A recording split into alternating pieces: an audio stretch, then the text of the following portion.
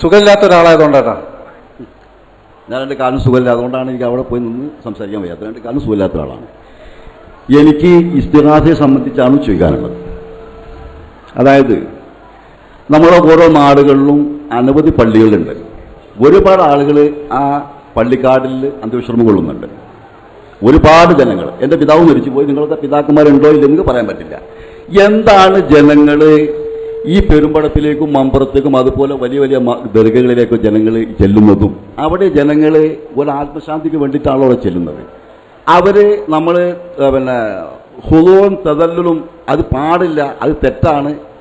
നമ്മൾ അത് പല മൗലവിമാരിൽ നിന്ന് നമ്മൾ കേട്ട് മനസ്സിലാക്കിയിട്ടുണ്ട്. പക്ഷേ ഈ ഒരുപാട് പള്ളികളിൽ ഒരുപാട് മയ്യത്തുകൾ ഓരോ പള്ളിക്കാടുകളിലുണ്ട്. എന്താണ് ജനങ്ങൾ അവിടെ പോയിട്ട് 10,000-കണക്കിന് ആളുകൾ പോയിട്ട് അവിടെ ചെന്നിട്ട് അവർക്ക് ഒരു ഉദ്ദേശ സാഫല്യത്തിന് വേണ്ടിയിട്ടാണല്ലോ പോകുന്നത്. ഒരു കാര്യം കിട്ടാതെ അവരവിടെ പോകില്ലല്ലോ. ഈ കാര്യം പറ്റുമെന്ന് അറിയണം. എൻ്റെ പേര് മൂസക്കുട്ടി, ഞാൻ ഈ നാട്ടുകാരനാണ്, കാഞ്ഞൂർ. ബഹുമാന്യനായ മൂസക്കുട്ടി സാഹിബ്, അദ്ദേഹത്തിൻ്റെ ചോദ്യം, നമ്മുടെ നാടുകളിൽ ഒരുപാട് പള്ളികളിൽ പല ആളുകളുടെയും ഖബറുകൾ പ്രത്യേകമായി സന്ദർശിക്കപ്പെടുന്ന രൂപത്തിലുണ്ട്.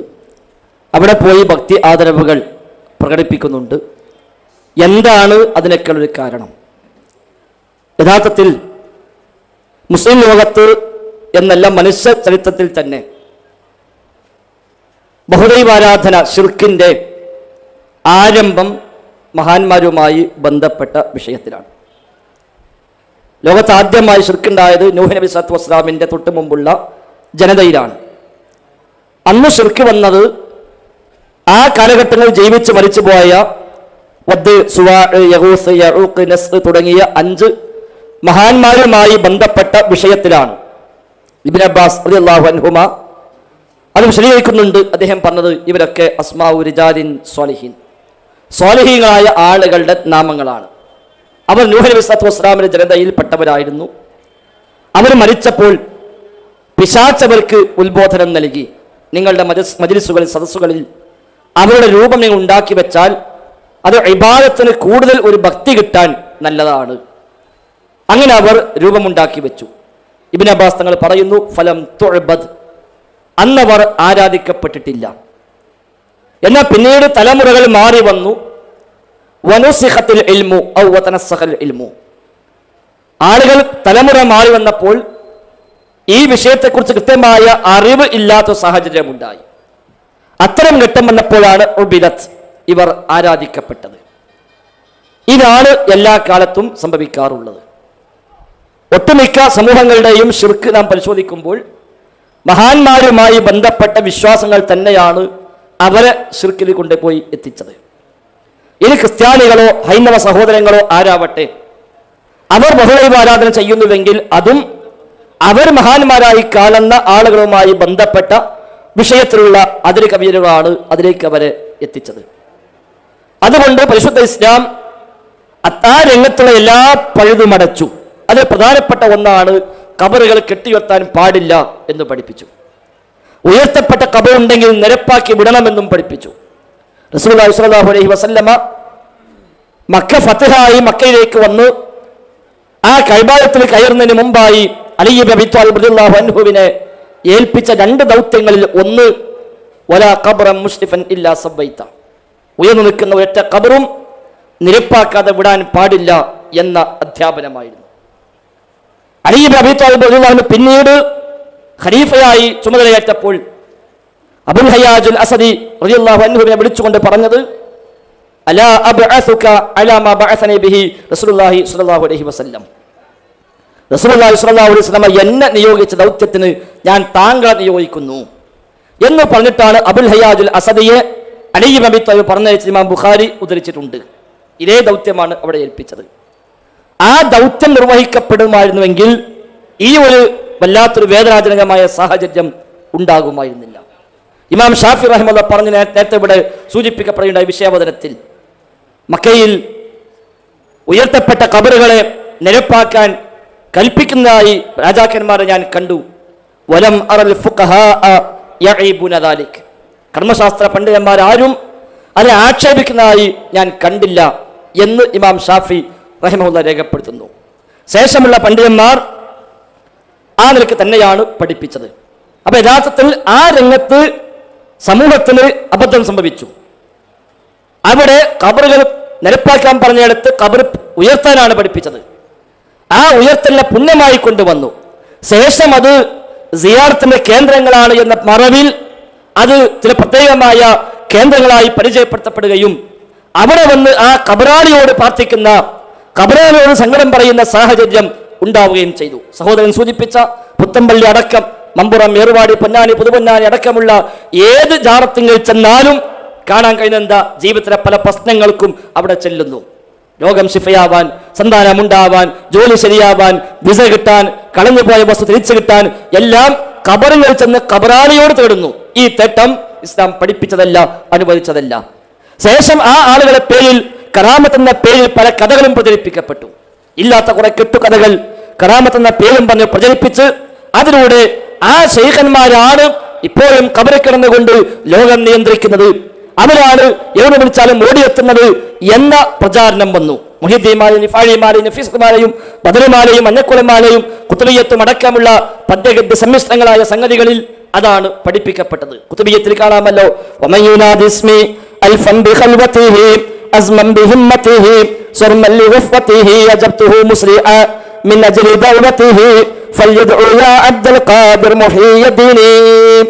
ഒറ്റക്ക് നിന്ന് ശ്രദ്ധ മുഴുവൻ ശൈഖിലേക്കാക്കി 1000 പ്രാവശ്യം യാ ഗൗസ് യാ മുഹ്യിദ്ദീൻ അബ്ദുൽ ഖാദിർ ജീലാനി എന്ന് വിളിച്ചാൽ വളരെ പെട്ടെന്ന് ഞാൻ അവന് ഉത്തരം ചെയ്യും എന്ന് മൊയ്തീൻ ശൈഖ് പഠിപ്പിച്ചുവെന്ന് തമിഴ്നാട്ടുകാരൻ സ്വതഖത്തുല്ലാഹിൽ കാഹിരി എന്ന മുസ്ലിയാർ എഴുതി വെച്ചു.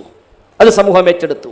മുഹ്യിദ്ദീൻ മാലയിൽ വല്ലനീലത്തിന്നും എന്നെ വിളിപ്പോർക്ക് ബൈബിളാതുത്തീരം ചെയ്യും ഞാനെന്നോവർ. ഏത് സ്ഥലത്ത് നിന്ന് എന്നെ വിളിച്ചാലും ശരി, അവന്റെ വായ പൂടും മുമ്പ് ഞാൻ ഉത്തരം ചെയ്യും എന്ന് എഴുതി വെച്ചു. എവിടുന്ന് വിളിച്ചാലും, ഭാഷ പ്രശ്നമല്ല, ദേശം പ്രശ്നമല്ല, ആവശ്യം പ്രശ്നമല്ല, എവിടുന്ന് വിളിച്ചാലും ശരി, വിളിച്ചവന്റെ വായ പൂടും മുമ്പ് ഉത്തരം ചെയ്യുമെന്ന് പഠിപ്പിക്കപ്പെട്ടു. മലയാളത്തിലാണെങ്കിൽ CM സ്മരണിക എന്ന പുസ്തകത്തിൽ അവരത്ത് കുഞ്ഞിശ്ശേരിക്കോയ തങ്ങൾ എന്ന് പറയുന്ന AP സുന്നികളുടെ നേതാവ് അയാൾ ലേഖനം എഴുതിയപ്പോൾ ആ ലേഖനത്തിൽ ഔലിയാക്കന്മാരെ പറ്റി പരിചയപ്പെടുത്തിയത് അവർ അള്ളാഹു കാണും പോലെ കാണും, അള്ളാഹു കേൾക്കും പോലെ കേൾക്കുമെന്നാണ്. അള്ളാഹു കാണും പോലെ കാണും, അള്ളാഹു കേൾക്കും പോലെ കേൾക്കും എന്ന് നേർക്കുനേരം മലയാളത്തിൽ എഴുതി വെക്കുന്ന സാഹചര്യമുണ്ടായി. ഇത്ര കൊടിയ ശിർക്കിലേക്ക് എത്തിച്ചത് ഒന്നാമതായി മഹാന്മാരുമായി ബന്ധപ്പെട്ട അതിരു കവിയലാണ്. ഇസ്ലാം പഠിപ്പിച്ച ലിമിറ്റുണ്ട്, അതിരുണ്ട്, അവിടെ നിന്നില്ല, അതിര് കവിഞ്ഞു. ഉലുവ് അൽ ഉലുവ് ഫി സ്വാലിഹീൻ, സ്വാലിഹീങ്ങളുടെ വിഷയത്തിൽ അതിര് കവിഞ്ഞു. അത് മുഖേന അവർ വഫാത്തിന് ശേഷവും നമ്മളെ കാണുമെന്നും നമ്മുടെ സംസാരം കേൾക്കുമെന്നും നമ്മുടെ വിളി കേൾക്കുമെന്നും നമ്മുടെ ദുആക്ക് ഉത്തരം ചെയ്യാൻ കഴിയുമെന്നും അവർ ഓടിയെത്തുമെന്നും ഭാഷ പ്രശ്നമല്ലാതെ ദേശം പ്രശ്നമല്ലാതെ ലോകത്ത് എവിടുന്ന് വിളിച്ചാലും ശരി വായ പൂടുമ്പം ഉത്തരം ചെയ്യുമെന്നൊക്കെ പഠിപ്പിക്കപ്പെട്ടപ്പോഴാണ് നമ്മുടെ നാടുകളിൽ ഇത്തരം കേന്ദ്രങ്ങൾ സജീവമായത്. അതോടൊപ്പം അത് വരുമാന മാർഗമായി മാറുകയും ചെയ്തു. പല പള്ളികളും ഇന്ന് മുന്നോട്ട് പോകുന്നത് ജാറത്ത് വരുമാനം കൊണ്ടാണ്. നേർച്ചപ്പെട്ടികൾ സ്ഥാപിക്കപ്പെട്ടു, അങ്ങോട്ട് നേർച്ച ഉണ്ടാകുന്ന സാഹചര്യം ഉണ്ടായി. അതേപോലെ പല ആവശ്യങ്ങൾക്കും അവിടെ വരുന്ന ആളുകളും സംഭാവന കൊടുക്കുന്ന രീതി കൊണ്ടുവന്നു. അതിലൂടെ കണക്കില്ലാത്ത വരുമാനങ്ങൾ ജാറങ്ങളിൽ നിന്നുണ്ടാകുന്ന സാഹചര്യം ഉണ്ടായപ്പോൾ അത് പ്രേരിപ്പിക്കാൻ ആളുണ്ടായി. അല്ലാതെ ഇസ്ലാമിക ചരിത്രത്തിൽ, ഇസ്ലാമിക പ്രമാണങ്ങളിൽ നമുക്കതിന് ഒരു പിൻബലവും കാണുക സാധ്യമല്ല. പ്രവാചകന്റെ ഖബറോ സഹാബത്തിന്റെ ഖബറോ താബികളുടെ ഖബറോ അടക്കമുള്ള അഹ്ലുസുന്നയുടെ ആദ്യകാല പണ്ഡിതന്മാരുടെ ഖബറുകളിൽ അവരുടെ നിർദ്ദേശപ്രകാരം ആ നിലക്കുള്ള ഒരു രീതിയും പഠിപ്പിക്കപ്പെട്ടതായി കാണാൻ സാധിക്കുന്നില്ല. പിലിക്കാറ്റ് അവലിപ്പയുടെയും പേരിൽ പിന്നെ കുബ്ബുണ്ടാക്കി, പിന്നെ കെട്ടുയർത്തി, പിന്നെ അത് കേന്ദ്രമാക്കി മാറ്റി എന്നതല്ലാതെ അവരുടെ നിർദ്ദേശപ്രകാരം, അവരുടെ ഗ്രന്ഥങ്ങളുടെ അധ്യാപന പ്രകാരം അത്തരമൊരു രീതി സ്വീകരിച്ചതായി കാണുന്നില്ല. പിൽക്കാലക്കാരായ പണ്ഡിതന്മാരിൽ ചില മുഖല്ലിദുകളായ മദ്ഹബി പക്ഷപാതികളായ ചില ആളുകളാണ് ന്യായമുണ്ടാക്കി കൊണ്ടുവന്ന് മഹാന്മാരാണ് എന്നും അവർ പ്രത്യേകം സ്മരിക്കേണ്ടതാണ് എന്നും ബർക്കത്തിന്റെ കേന്ദ്രമാണ് എന്നൊക്കെ ന്യായം പറഞ്ഞിട്ട് അതിനെ പഴുതുണ്ടാക്കി അതിലൂടെ ഈ വഴി തുറന്നു കൊടുത്തത് എന്നതാണ് ചുരുക്കി അതുമായി ബന്ധപ്പെട്ട് സൂചിപ്പിക്കാനുള്ളത്. അല്ലാഹു അഅലം. മുസ്ലിം പറഞ്ഞെനിക്ക് ഏറെക്കുറെ മനസ്സിലായി. പക്ഷെ ഞാൻ ചോദിച്ച ചോദ്യം, സിയാറത്ത് ചെയ്യുന്നത് അവിടെ ചെന്ന് ജനങ്ങൾ ചെന്നിട്ട് ആ ഖബറിൽ കിടക്കുന്ന ആളുകളോട് എന്നെ സഹായിക്കണേ, എന്നെ രക്ഷപ്പെടുത്തണേ, എന്നെ രോഗം മാറ്റി തരണേ, ഇതൊക്കെ അക്സാകായത്തിൽ ഹുദൂഅത്ത് ദല്ലൂലി വളരെ താഴ്മയോടും വിനയത്തോടു കൂടിയാണ് ആ വ്യക്തി അവിടെ ചെന്ന് പറയുന്നത്. ഞാൻ എൻ്റെ തർക്കതല്ല, അത് തെറ്റാണ് എന്ന് തന്നെയാണ് ഞാനും വിശ്വസിക്കുന്നത്. മറിച്ച് ഈ ജനങ്ങൾ അവിടെ ചെല്ലുന്നത് ഓരോ ഉദ്ദേശ സാഫല്യത്തിന് വേണ്ടിയാണ്. ഇപ്പം എൻ്റെ അറിവിൽപ്പെട്ട ഒരു ദർഗയാണ് പെരുമ്പടപ്പ് കുഞ്ഞോബ് മുസ്ലിയാർ അന്തവിശ്വരപ്പുള്ള സ്ഥലം, ഏകദേശം 100 കൊല്ലത്തെ പഴക്കമുണ്ട്. ഇവിടെ ഈ ജനങ്ങൾ ചെന്നിട്ട് ഈ ജനങ്ങൾ അവിടെ ചെന്നിട്ട് ആ കിടക്കുന്ന മഹാനവറുകളോട് സങ്കടം ബോധിപ്പിച്ച് അവർക്ക് ആ ഉദ്ദേശ സാഫല്യം കിട്ടുന്നുണ്ട് എന്നല്ലേ നമുക്ക് വരുത്തി തീർക്കേണ്ടത്. അപ്പോൾ ആ മരിച്ചു കിടക്കുന്ന ആളെ കൊണ്ട് ആ ചോദിക്കുന്ന ആൾക്ക് സഹായം അല്ലെങ്കിൽ ഇപ്പോൾ ഒരു ഡോക്ടറെ നമ്മൾ ചെല്ലാൻ ഒരു പ്രാവശ്യം പോവും, രണ്ടാമത്തെ പ്രാവശ്യം പോവും, അത് ആ ഡോക്ടറെ കൊണ്ട് പിന്നെ ആ രോഗിക്ക് ആ രോഗം മാറുന്നില്ല, പിന്നെ ആ ഡോക്ടറെ നമ്മൾ പോലല്ലോ. ഇത് ആയിരക്കണക്കിന് ജനങ്ങളാണല്ലോ ആ ദർഗയിലേക്ക് ചെല്ലുന്നത്. അപ്പോൾ ഈ ജനങ്ങളുടെ ആ ഉദ്ദേശം അവിടുന്ന് ശരിയാവുന്നുണ്ട്. ആ ദർഗയിൽ കിടക്കുന്ന ആ മഹാനവറുകളെ കൊണ്ട് ഇവരെ സഹായിക്കാൻ സാധിക്കുന്നുണ്ട്, സഹായം കിട്ടുന്നുണ്ട്. അല്ലെങ്കിൽ ഈ പുത്തമ്പള്ളിക്ക് ഈ കണ്ട കാലം വരെ പോകേണ്ട ആവശ്യമില്ല. 100 കൊല്ലത്തെ പഴക്കമുള്ള ആളാണ് അവിടെ കിടക്കുന്നത്. അന്ന് മുതൽ ഇന്ന് വരണ്ട് ഈ ജനങ്ങൾ ഇങ്ങനെ കണ്ടമാനം ചെല്ലുന്നുണ്ട്. നിങ്ങൾ പറയുന്നത് എനിക്ക് മനസ്സിലായി, അത് ശിർക്കനാണ്, പാടില്ല, അള്ളാഹു അല്ലാത്ത ആളെ വിളിച്ച് പ്രാർത്ഥിക്കാൻ പാടില്ല എന്നൊക്കെ പറഞ്ഞ ഫൈസൽ മുസ്ലിം പറഞ്ഞു.